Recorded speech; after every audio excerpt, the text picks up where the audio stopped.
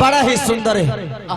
पुरान हिंदी फिल्म के लड़का उहे लड़के सहारा लेते हुए जौन लड़का के दिल टूटल बा उ लड़किया से कहता कि जा तू तो साफ बेवफा निकल गई। कहता कैसे अरे प्यारे सिखाई के सनम ओ सनम अरे हमारा के दिहलू जखम अब हम के भुलाई के खुश रही हो पिया घर जाई के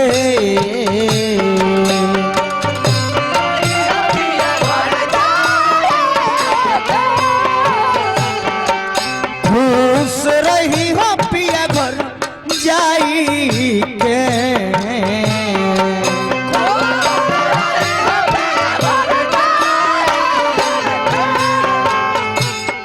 जान प्यारे सिखाई के सनम ओ सनम हमारा के दिहलू जखम अब हम के भुलाई के खुश रही हो पिया घर जाई के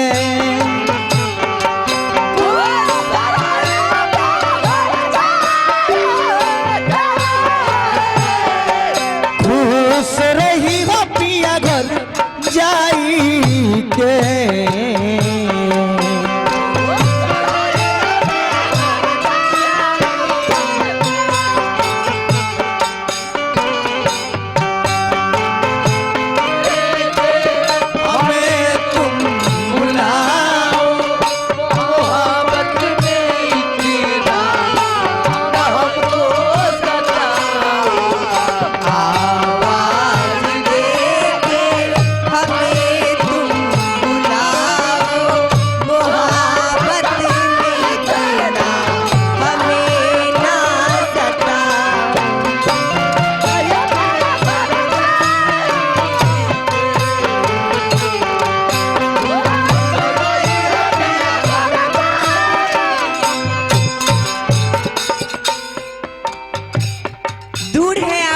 कोई गम नहीं, दूर है आपसे तो कोई गम नहीं।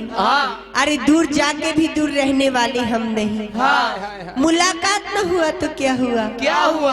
आपकी यादें मुलाकात से कम नहीं। बाबा अरे पगली झूठो के बोलैनी तो आइलू ना, बोलैनी तो आइलू ना, आइतू तक का गल जइतू, रात भर रह तू खई तू पिय तू सवेरे चल जइतू। झूठो लेकिन लड़का कहता अरे सपना सजबल रहनी करब तो होसे शादी जियते जिंदगिया में कईलू बर्बादी।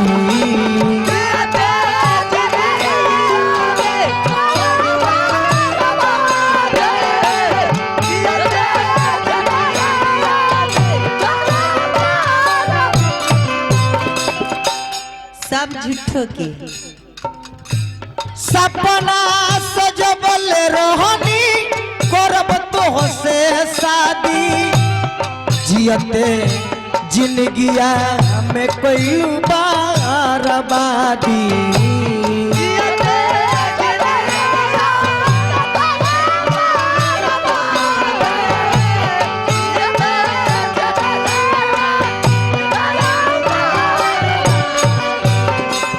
सहले साहत नहीं खेगम ओ सनम ससुरा में रही हो बम बम अब हम के रोवाई के खुश रही हो पिया घर जाई के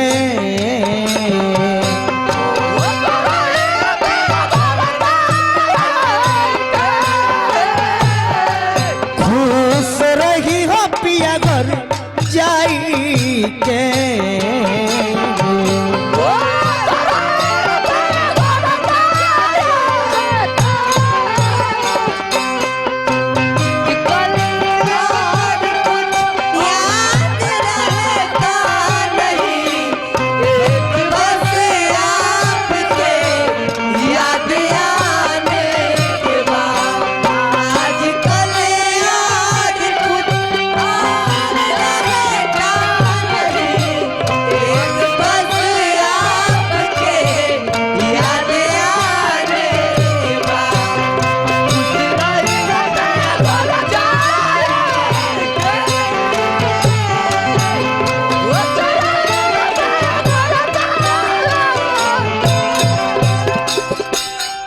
लास्ट में लड़का कहता सुन लो जौन कहता नहीं साफ साफ सुनो सूर्य सो तूफान संगे कोइले रहलू वादा कैसे के बदल लिहलू अपना इरादा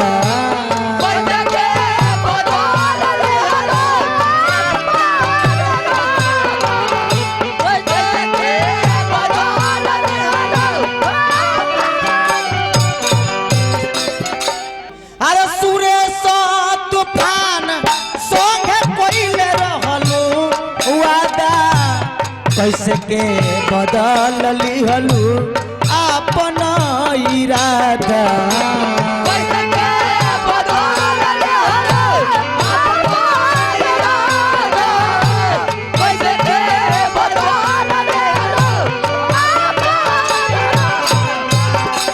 सहले साहत नहीं खेगम ओ सनम ससुरा में रही हबम बम अब सने ही के भुलाई